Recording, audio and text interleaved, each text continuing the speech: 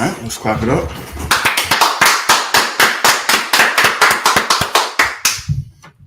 Shalom, DC, with the Israelite School of Universal Practical Knowledge, started on 1 West 125th Street, Harlem, New York, under commanding General Yahanna.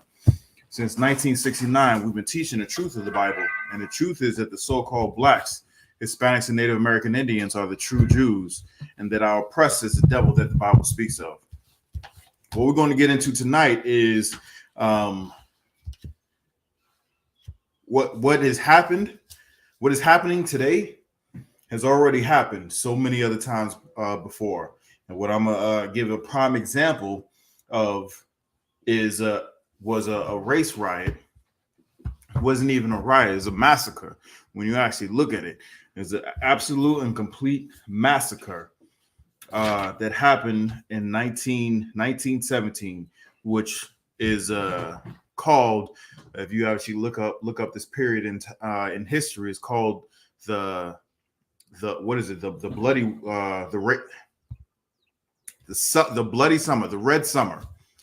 It's called the Red Summer of 1917, and really it wasn't just a summer. It was probably it was over about eight to 9 months long, that race riots across the country. It wasn't just in one particular isolated place, but it was race riots across the entire country during that time frame, that 8 or 9 month time frame.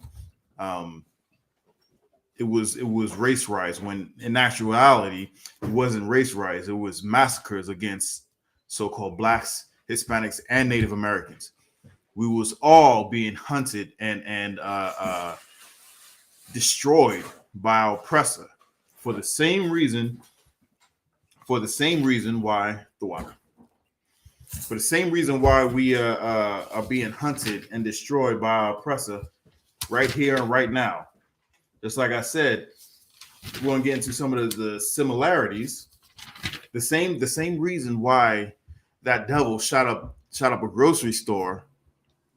It's the same reason why many of the riots that happened in the summer of 1917 happened. We're about to get into it. Slacker, just bear with me. One quick. I'm just looking for my notes.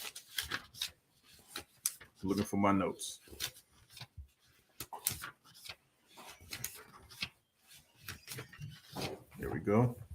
All right, if you could, start me off on that article that I sent you, Baba Kashaw. Start me off on that article. As I was researching this stuff, man, this is it's just gets my blood boiling, because just like I said, the very same thing that was happening before is happening again, and like I said, it's happening for the same exact reasons, right? So we're gonna read about the East St. Louis riots, how similar the events that led up to it, and including what is happening, what is going on during that time frame, and even after the time frame. Many of the same exact reasons why these devils hate us so much is the same reason why they are in the position that they are in right now. Why? Because one, we're the salt of the earth. We are the salt of the earth. But two, without us, your country will be nothing. Your empire will be nothing. Your empire was built on the backs of blacks, Hispanics, and Native American Indians. Without us actually putting in the work and doing the grunt work, not only were we doing the grunt work, not only were we doing what no oppressor wanted to do or couldn't do, we also did the ingenious, the top level work, stuff that the oppressor couldn't do. Not that they didn't want to do, they just flat out couldn't do it. So without us being the battery behind, the many of the inventions or the things that made this country quote unquote great, the avitation of certain things that we really cannot live without right now, like cell phones. You can forget your wallet at the crib and be like, I'm good. But let you go down the street. Let you be 20 miles away. Let you be 2 minutes away from your slave.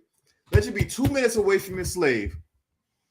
Took you an hour to get there, and you realize you forgot your phone. You going all the way back to the crib to get your phone. You know what I'm saying? Stoplight was invented by us. There's countless inventions that we live on day by day that we count on that was invented by the so-called Blacks, Hispanics, and Native American Indians. Without us doing those great inventions, there would be no United States of America. You know what I'm saying? Or whatever empire that we will be up under. There will be none of that. Without us right now in them fields picking fruit for pennies on the dollar, the oppressors would not have food on their table.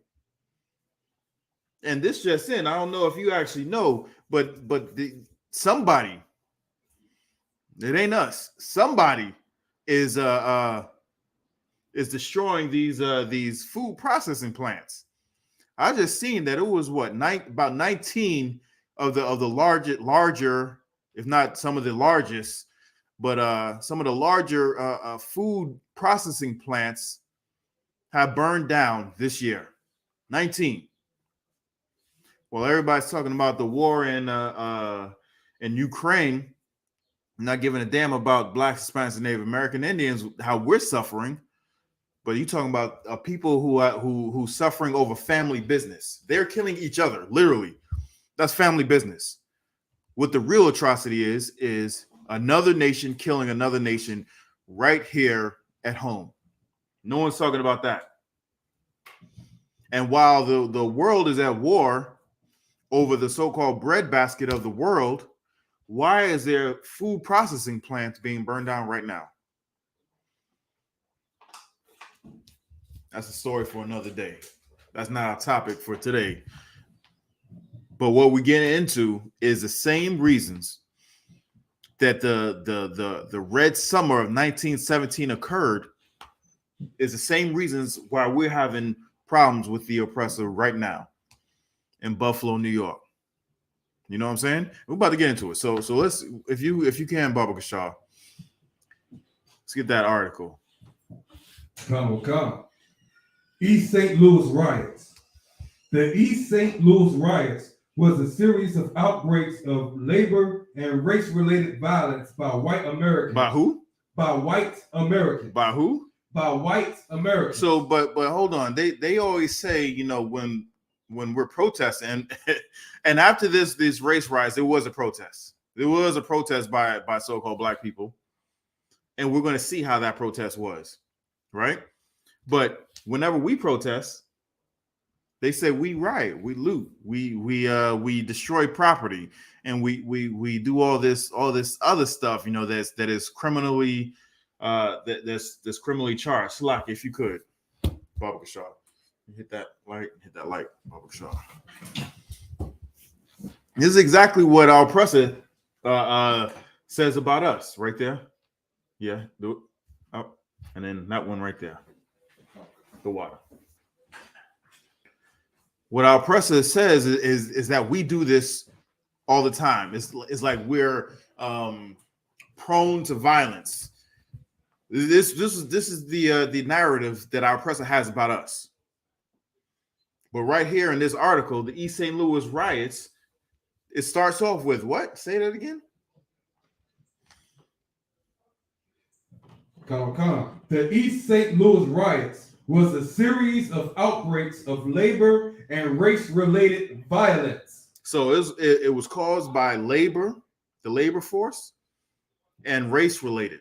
So you put two and two together, and then you said it was by white Americans. So you put two and two together, and you can see that black people were working, white people were not, and white people hated that. The oppressor hated that. And that led to riots that got violent by who? Drum roll. The oppressor. The oppressor. Right? Keep going. Come.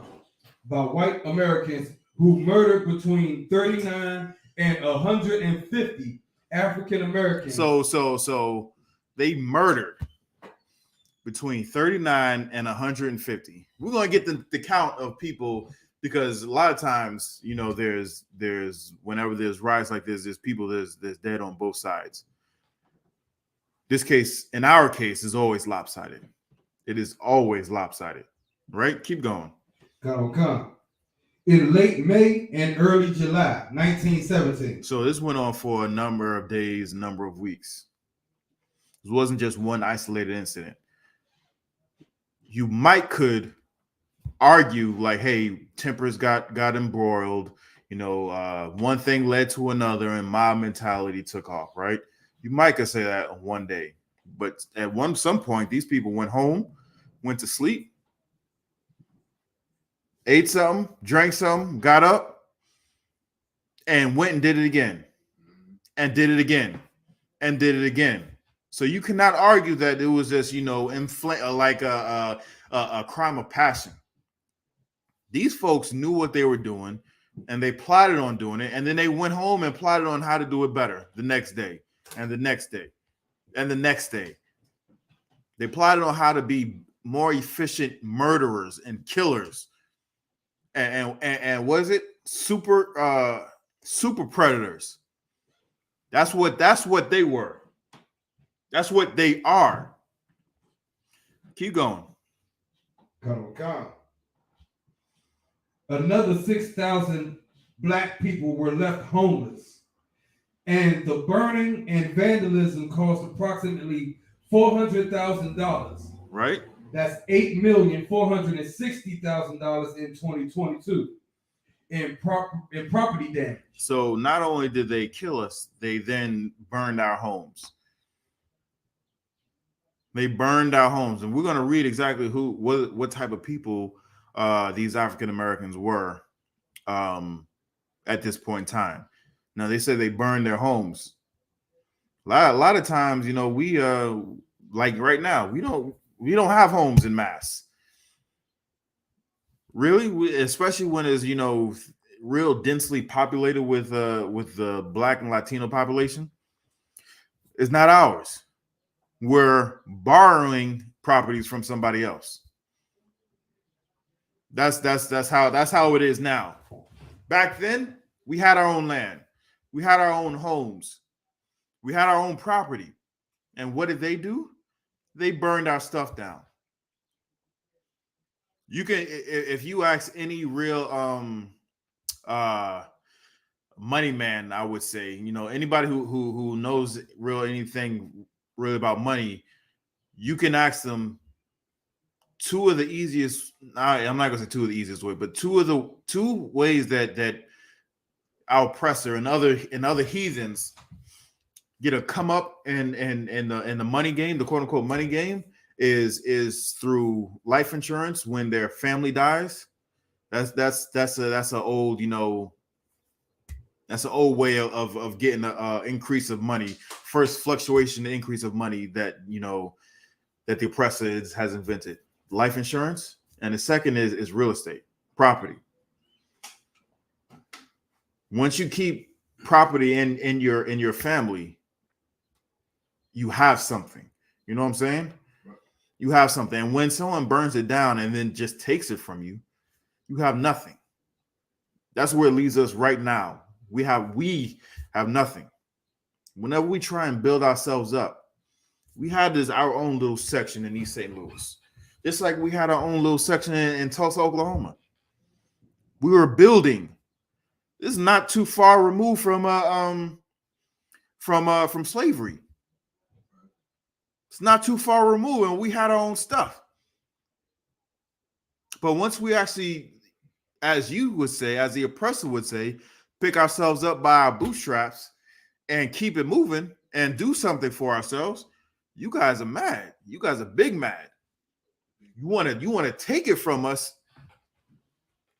You want to stop us from actually, you know, picking ourselves up by the bootstraps and then take what little we have and burn it to the ground. I'm going to show you how devious these devils were. Not only did they burn it down, they made sure we could not have it. Let's keep going. Come. The events took place in the near East St. Louis, Illinois, an industrial city on the east bank of the Mississippi River, directly opposite the city of St. Louis, Missouri. The July 1917 episode in particular was marked by white-led. By who? Was the July 1917 episode in particular was marked by white-led. No, black-led. White-led. Nah, niggas. By white-led. Nah, dirty Hispanics. White-led. The rate, the what do you call it? He said the bad hombres. White-led. Keep going. White-led violence throughout the city. Throughout the city. So it wasn't just in one little isolated place. Everywhere we were, they went looking for us, seeking to destroy us. Keep going. Come. The multi-day riot has been described as the worst case of labor-related violence in 20th century American history. The worst case of labor-related violence. Labor-related violence. Well, I wonder what the labor relation was about. Like why did white people go around seeking violence? One of two things. And it's going to bear out, in these articles exactly what, the oppressor really cares about. We're going to see. Keep reading. Come. And among the worst racial riots in U.S. history. One amongst the worst racial riots in U.S. history. Maybe. We'll see. You know what's going to be what's going to be the worst race riot? When Christ comes back. That's right. That's right. There's going to be zero casualties for Black and Hispanic and Native Americans, and it's going to be. I don't even know the number. How many people is in America? 330 million. Subtract, right. However many of us are. Like around 100. Us. Well, when I say us, I'm talking about Black, Hispanics, and Native Americans. So, however many that number is going to be that number to zero. Right. We ain't taking no casualties. Ain't gonna be no L's. Ain't gonna be no L's. Whoever's on Christ's side, it's gonna be the ultimate victories. The victors. That, mark my words, will be the worst. Well, it depends on whose side you looking on. If you're looking on Christ's side, it's gonna be the best race riots in the history of the world.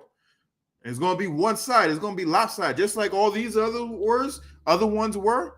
It was lopsided. It wasn't, fair marketable number. Nah, it's going to be hundreds of millions and zero. No one's going to die on Christ's side. It will be no casualties on Christ's side. Christ's going to cause all the casualties on the other side. And that will be the worst on y'all side, race riots. It's going to be the best on our side. It's going to be so good, we're going to commemorate that day every year for the rest of our generations. Lord. Forever. Y'all heard about the Passover, right? Y'all heard about the Passover. The so-called fake Jew celebrates the Passover, or thinks they celebrate the Passover. But they don't. They know nothing. They're like John. They know nothing.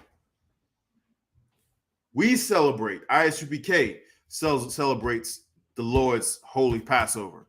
And we're going to remember that. But in the day of the best race riot, that is going to be nothing. That is going to be, I wouldn't say nothing. That is going to be a small thing compared to what's coming. Why? Because you had the summer of 1917.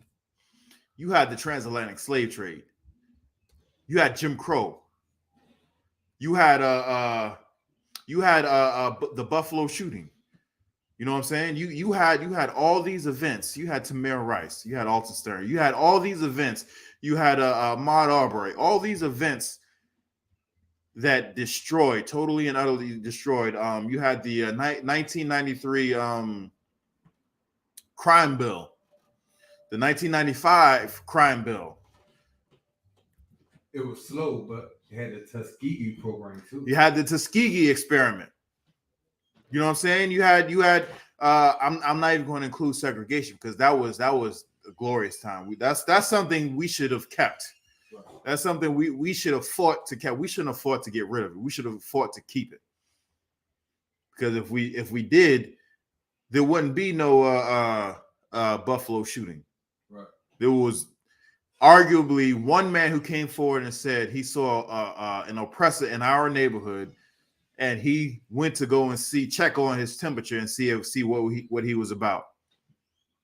If we was in segregation, the whole city, the whole town, the whole area, the whole community would be like, this dude does not belong here. Everybody would have had an eye on him. He wouldn't have been able to get off what he got off. But we got to think, lovers of oppressors' daughters to thank for that. Martin Luther King and company. He wasn't just the only one. He was the mascot for it, but he wasn't the only one. We got him to think about, the Buffalo shooting. We got him to think about Tamir Rice, Alton Sterling. We got him. But when Christ comes back, he's going to set everything back in order. And when I say when he is going to come back, when he comes back, he's going to set everything in order. And everything these oppressors has done to us is going to be atoned in that day. Let's keep reading. We ain't got much time. Salakia. Come. In the aftermath, the East St. Louis Chamber of Commerce called for the resignation of the local police chief because officers were told not to shoot white rioters and were unable to suppress the violence and destruction. So the people who were causing the damage, they were given orders not to shoot them. Why? Because that was the only way to stop them. That was the only way to stop them. If we can't look to the police who was sworn to protect and serve, who can we look to? Keep going. Come. A number of black people left the city permanently. I don't blame them. After the scene what went on, I did not blame them. But where are you going to go? This riots like this happened all over the country. This wasn't just in one isolated place. I understand you want to leave that place where they done uprooted you and try to kill you off. I don't blame you for that. But where are you going to go? Where are you going to turn to? There was only one place you could have turned to. But at that time, the Most High didn't wake any of us up in order to really truly understand his power. These things had to have happened for 1969 to happen. You understand what I'm saying? If you don't understand what I'm saying, come to class. Keep going. Come. Black enrollment in public schools in the area had dropped by 35% by the time schools opened in the fall. Right? Keep going. That was a testament of us leaving. Come. At the end of July, some 10,000 black citizens marched in silent protest in New York City in condemnation of the riot. All right, so there was a riot. There was a protest, they call it in the beginning, for the oppressor, but they were violent, and then it turned into a riot. We protested in greater numbers, and it was a silent protest. It wasn't, a peaceful protest. I just sent you that because I saw the picture. It just reminded me, so I just sent you that. I hear you. Where'd you get this? Facebook. Shalak. All right, well, I'm just gonna show you this. Like I said, where we're gonna go, because this happened all over the country. If you can see this right there, boom. These are the places, the dates, and the locations where we got massacred. It happened everywhere. Absolutely everywhere.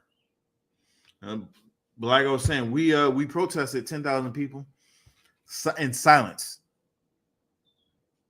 in silence. You understand that? People, there's a stereotype about black people that we can't even be quiet in movies. We always talking throughout the movie. Go to a black movie theater and there's a lot of people talking. You know what I'm saying? Right. Ain't nobody shushing us or nothing. People, everybody else is chiming in on it and whatnot. You get 10,000 black people walking through the street in silence. Come on. That's discipline, sir. Yeah, that is discipline. That is discipline. Go to background. And we're going to see exactly why this happened. And listen in on the similarities between the what happened in 1917 and what happened in 2022 with this oppressor, this devil, this filthy animal, this beast. What's his name? Peyton Gendron. Peyton Gendron. His ideology and his way of thinking. Let's go. Let's keep reading. Come on. In 1917, the United States had an active economy boosted by World War I. Many would-be workers were drafted or enlisted into military service, creating a shortage of labor for industrial employers in major cities, right? Which had long been destinations for European immigrants. All right, so all these places that European immigrants went to, it was for work. America advertised to Europe to European immigrants, just like they did before, they still do right now. They advertise to European immigrants to come here and do their work for them. When you had a whole labor force who was literally out of work and could not, would not get a fair employment, that was brought over here to be a labor force. So they just ignored a whole population of people just so they can advertise for these for their own people, basically, essentially. And there was a void that was left there because of the war. A lot of these people were drafted into the war, which left another void. Like I said, this country will not be this country what it is. It had not been for us. Because we were here, because we were keeping things running while these oppressors, and we was over there in the war as well. We was doing the grunt work over there as well. If we had not been there to do the necessary things to keep an economy running, this country would have folded. Do you know why the South lost the Civil War? You know why the Germans lost World War? Germans and the Italians.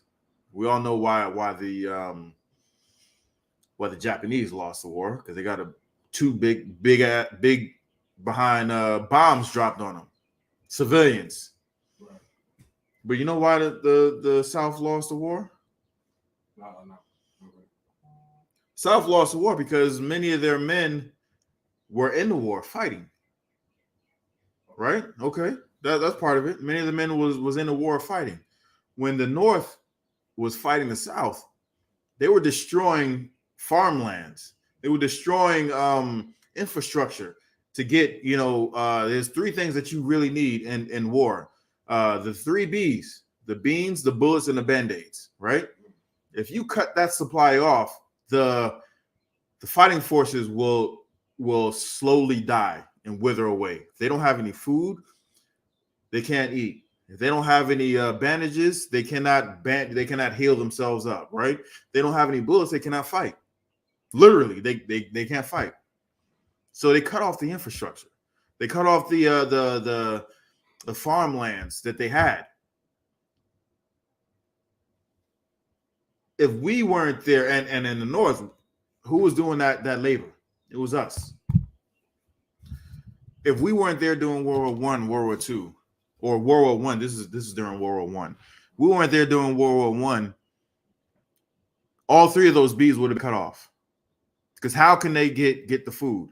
We were the laborers. How can they get the necessary materials for the bandages and the bullets? We were doing that labor. These people in these factories was directly related to the quote unquote war effort. So if we did not do that, literally, like if you study history, World War I was one of the worst type wars.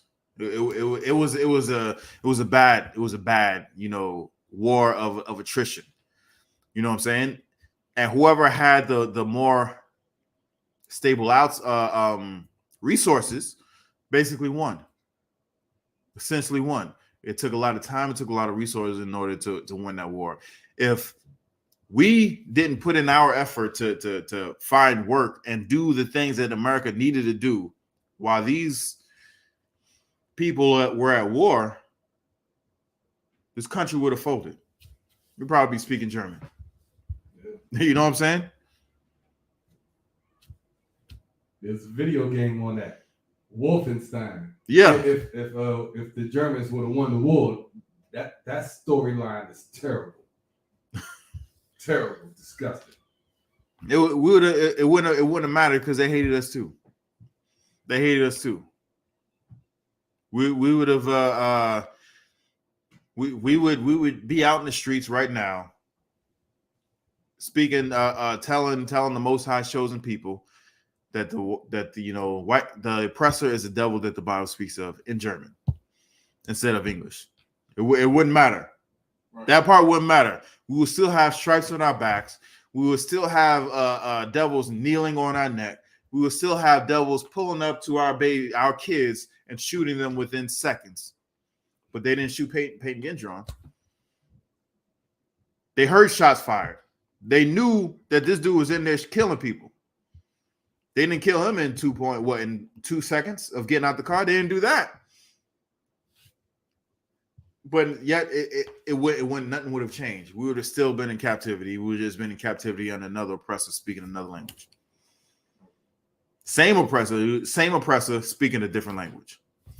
Right? Let's continue on with this article. Come.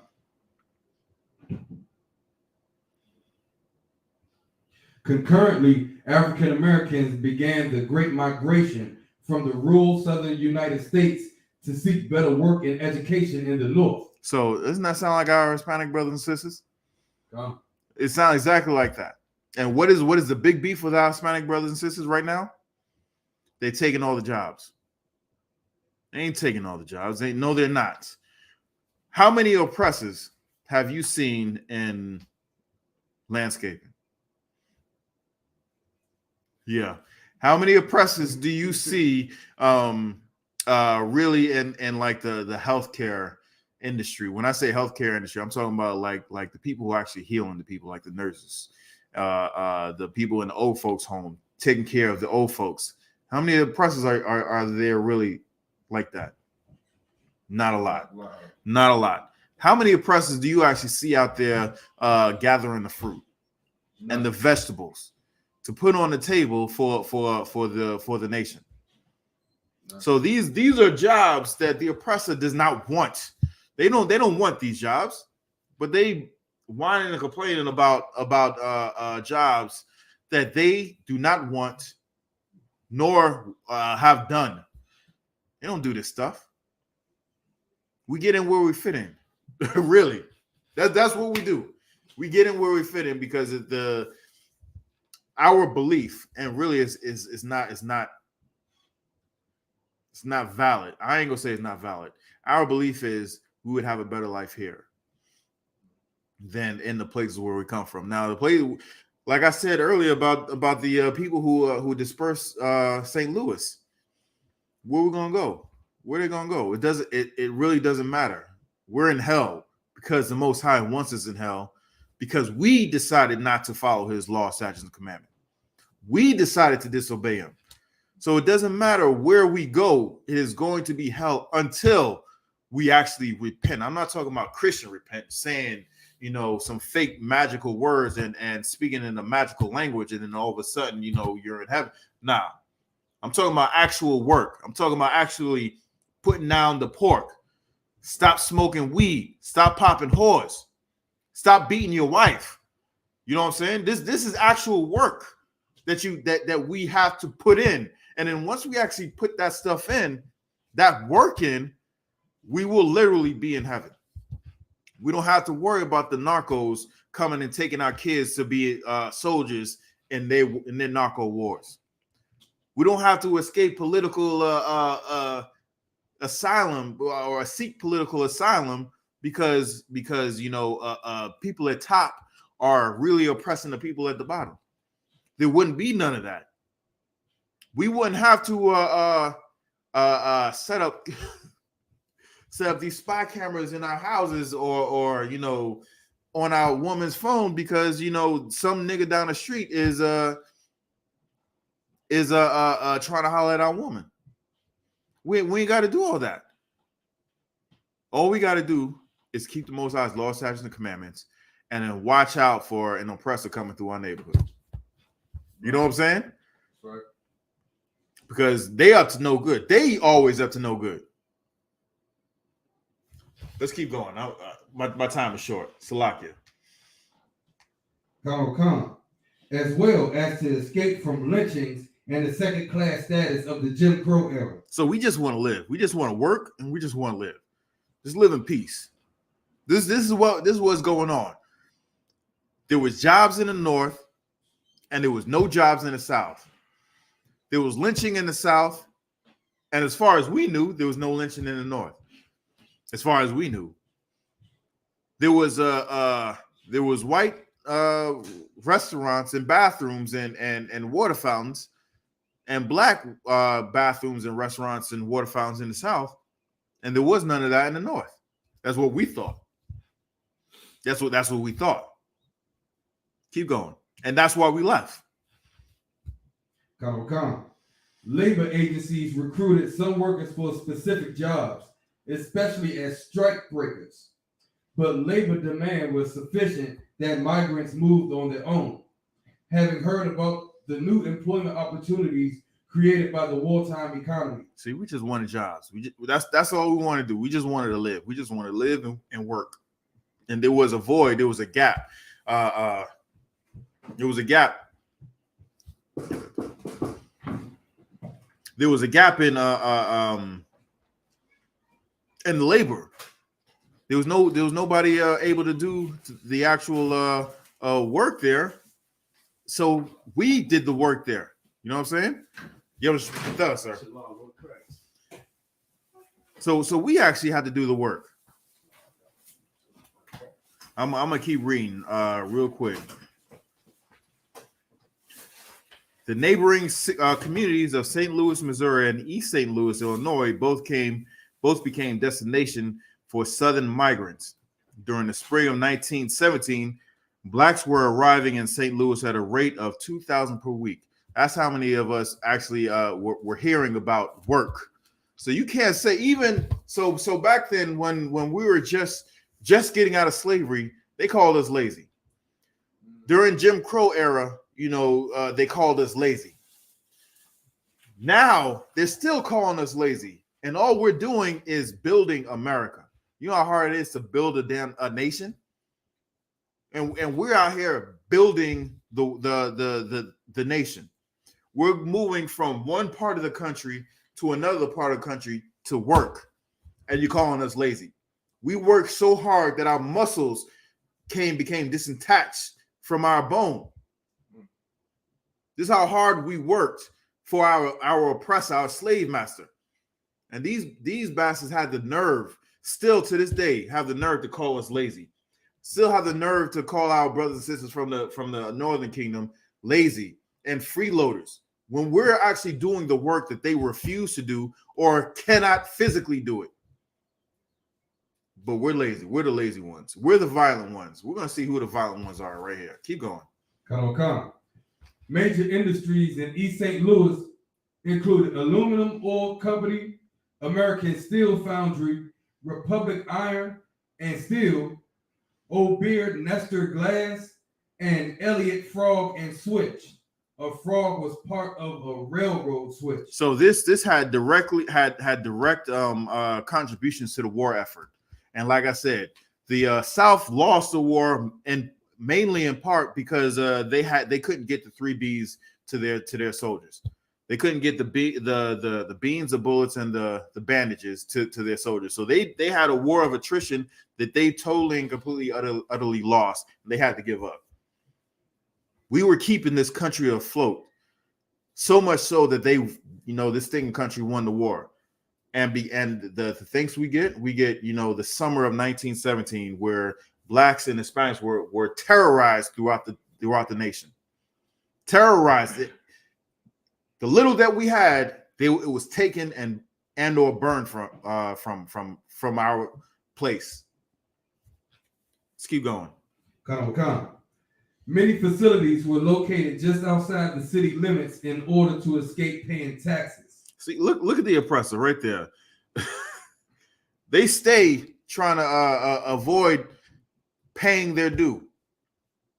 Stay trying to avoid paying their due. So they strategically located it right outside of the city limits. So they don't got to pay a certain number of taxes. If we play that game, we get spanked hard. Let's keep going.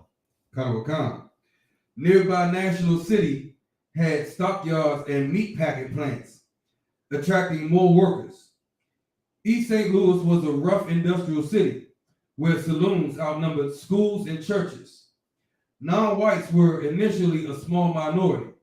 In 1910, approximately 6,000 African Americans lived in East St. Louis, right, of a total population of 58,000.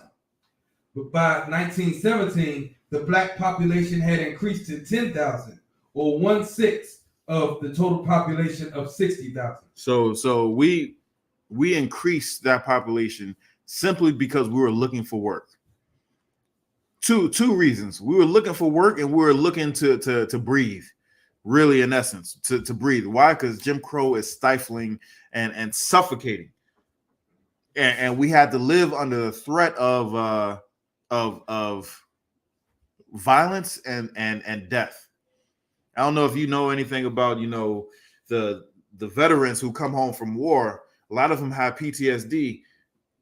Not really because I'm not discounting what they went through. I'm saying not really because of something that they saw, but because they're living in a heightened state of alert for so long without relief. You know what I'm saying? Because of that, people it's almost like this is a really crude way, but if you just like make a muscle and just keep it there for an hour, you're going to be physically exhausted. Now, if you just think that you have to live in such a way that anything that you do, any mistake that you make, any miscalculation that you can have, you can wind up like Emmett Till.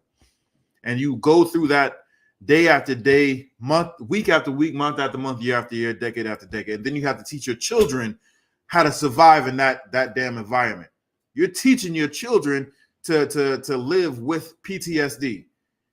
So in our ignorance, like I was saying before, we thought that if we left the South, all that would kind of go away.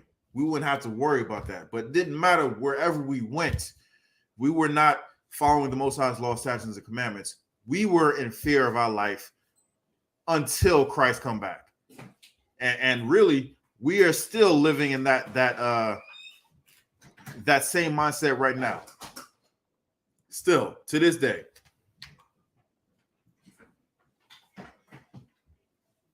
We're going to have to speed up.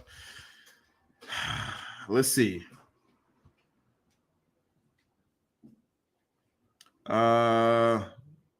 Drop me down. Hold on.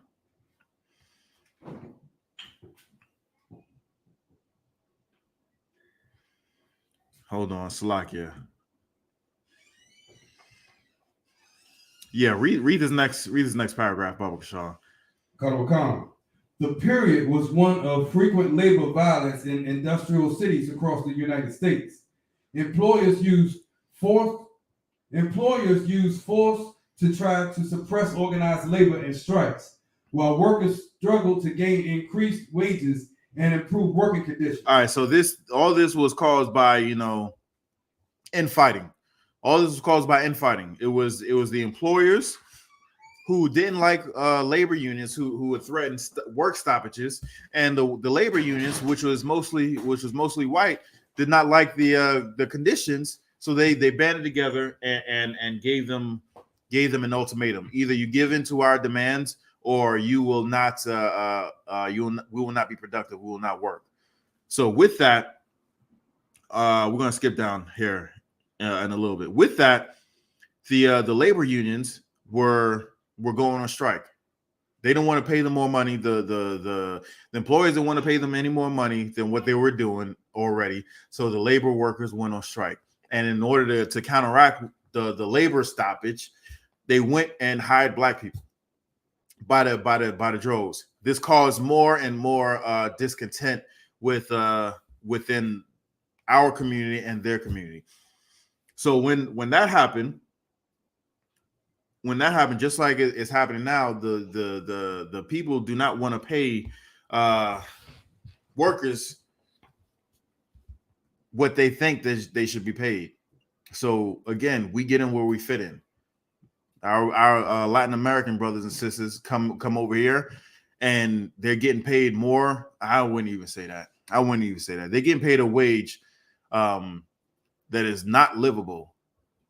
100% not livable. So much so that it would take a number of families pulling their monies together to actually survive in this kingdom. This is causing hate and discontent with our oppressor. But whereas if we actually paid, or not we, if the oppressor actually paid the oppressors what they want to be paid, our salads will cost what, $40-$50 for a salad? You know what I'm saying? Our economy could not stand that. We're moaning and complaining about gas prices, which I am. I cannot stand these gas prices. Sloppy, sir. I don't have a car, and the gas prices piss me off too. Most High in Christ. We under oppression maketh the wise man mad. You know what I'm saying? But so with that, it's causing tension between the black and white people, right? Long story short, in this particular case, the oppressor got their way, and it was about 2,200 people that was on strike. It was about 2,200 people that was on strike. They got their way. They got their wage increase, and the compromise between the union and the union and the employers, the companies, was that the bigger troublemakers were fired, and they kept on about 800 black people at these separate factories, right? So skip down, and I want you to read this part because this is an important part right here. Skip down to in the summer of 1916. In the summer of 1916, 2,500 white employees of the meatpacking industry near East St. Louis went on strike for higher wages, and the companies imported black workers as strike breakers to replace them. Right. Ultimately, the workers won a wage increase, but the companies retained nearly 800 blacks, firing as many whites after the strike. According to the former president of the Central Trades and Labor Union of East St. Louis, this exacerbated the growing racial tension. All right, so this caused more tension and what was going on. This next part is the reason why they went to war. They went, these oppressors lost their goddamn minds, right? It wasn't about them losing their jobs or them not making money, but it was about this very reason that it happens time and time again, and the reason why the Bible says, one of the reasons why the Bible says, do not do this. Read what you got. I'm not saying it's actually true, but this is one of the reasons why the Bible says stay away, right? Read it. Come. In the spring of 1917, the mostly white workers of the aluminum ore company in East St. Louis voted to strike. Right. All right. So this white union voted to strike. They wanted to go on strike, right? And this is what happened. The company recruited hundreds of black workers to replace them. Right? Okay. This is normal. And this time, black people that was looking for work, and then now all of a sudden there's a lot of work to be had. Right? Keep going. Tensions between the groups escalated. Right? At a labor meeting held at City Hall on May 28th, it made up mostly of white workers. Right? This is the linchpin, the sparking point. Rumors circulated of black men fraternizing with white women. So it had everything to do with a black man and a white woman. These people lost their goddamn minds, and that's what started. Because right there, what's the next section right there? Violence. Right? Read what happened with the violence. Following the May 28th meeting. Following that meeting.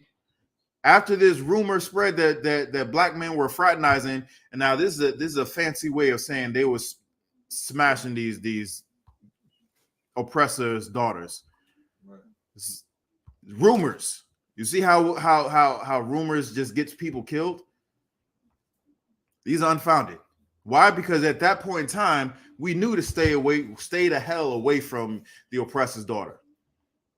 It wasn't until Martin Luther. We thought that we can walk hand in hand with them, that we thought we can, get back. What I know, some people say, because of all the things that they done to us, so we take it out on man. Come on, you just a lustful, disgusting bastard. These people don't even wash right, and they admit it themselves.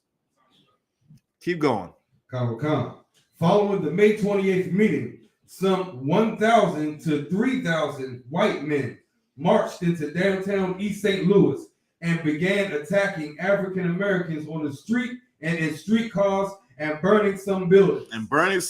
So this is what they took to doing not after they lost their jobs, not after black people was replacing them when they went on strike, but once they heard rumors that black people were fornicating with the oppressor's daughter, that's when they took to arms. Now, what did Dylan Gendron? What was his reason for shooting up, going to a black neighborhood and shooting the place up? Lady said something about COVID-19 keeping them up in the house, causing them PTSD. Nah, that's an excuse. No, no, he went on a rampage because of the so-called replacement theory, and the replacement theory is that immigrants, people who are not white, are coming in, taking their jobs, and outbirthing their woman. He didn't believe in interracial marriage. He didn't believe in his people having sex with our people, or vice versa. He didn't believe in any of that. When facts of the matter is, they are so prideful. They're so prideful that they believe that a man could be a woman and a woman could be a man, and love is love. That is the reason why they're not birthing anybody, or they're being outpaced at births, is because they believe in killing themselves. That's essentially what they're doing. They are being proud of killing themselves, and this is a month to showcase their ignorance. It's not even ignorance, their stupidity and their mental disorder. This is why Peyton Gendron, he should go to his people and say we shouldn't be gay and we should make more babies with each other instead of killing us when we're doing exactly what we should be doing. Being fruitful and multiplying. That's exactly what the Most High told us to do. But these people went on a rampage because they heard that that we were fraternizing, that black men were fraternizing with white women. That just simply was unfounded. Keep going. Illinois Governor Frank Orrin Loden called in the National Guard to suppress the violence. Right. Although rumors circulated that blacks were planning retaliatory attacks, conditions eased somewhat for a few weeks. So it took a few weeks to do this, right? Keep going. Come. Following the May disorder, the East St. Louis Central Labor Council requested an investigation by the State Council of Defense. Its report said that Southern Negroes were misled by false advertisements and... All right, drop that. Read the next one. The riot was precipitated. The riot was precipitated by fatal errors. On July 1st, a black Ford Model T occupied by white males drove through a black area of the city. Passengers fired several shots into a group on the street.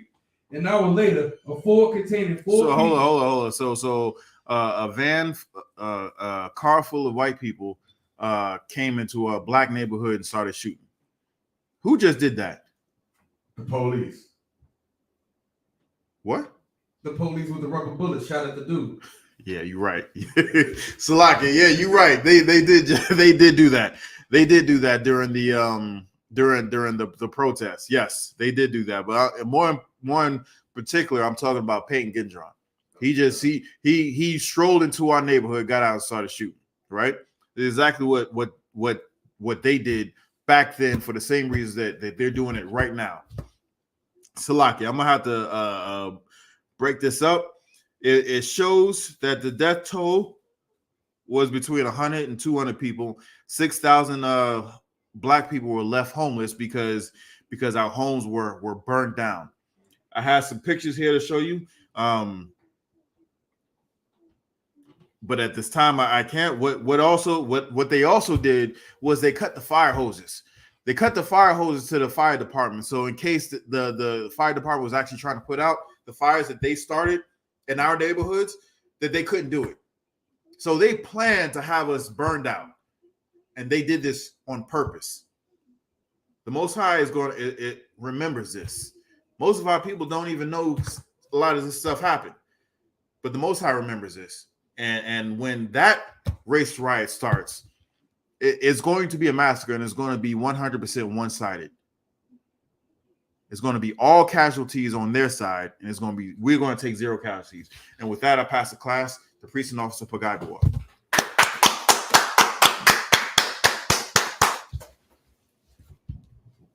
I.S.U.P.K. security announcements. We are the I.S.U.P.K. out of 1 West, 125th Street, Harlem, New York, under Commanding General Yahanna. New rules for brothers and sisters. When a new brother or sister comes into the school, they are off limits for 6 months.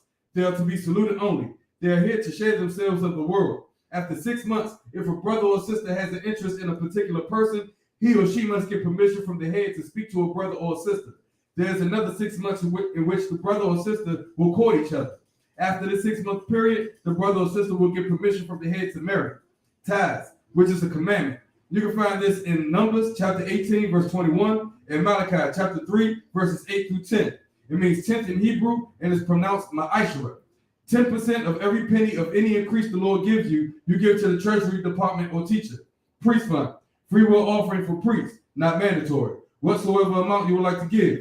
The upcoming holy convocation is the Feast of First Fruits. It starts after the Sabbath of unleavened bread, sundown, Saturday, April 23rd, 2022. Count 50 days and celebrate the 50th day, which is Sunday, June 12th, 2022. And start before sundown. You can find this in the book of Leviticus, chapter 23, verses 10 through 22.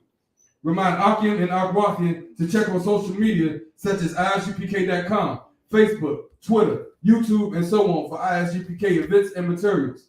If a brother wants to be a trooper in the school, you should start wearing all black, which includes black boots, black shirts, black pants, black headband, or scarf. And with that, I say Imatyam, which means to stand.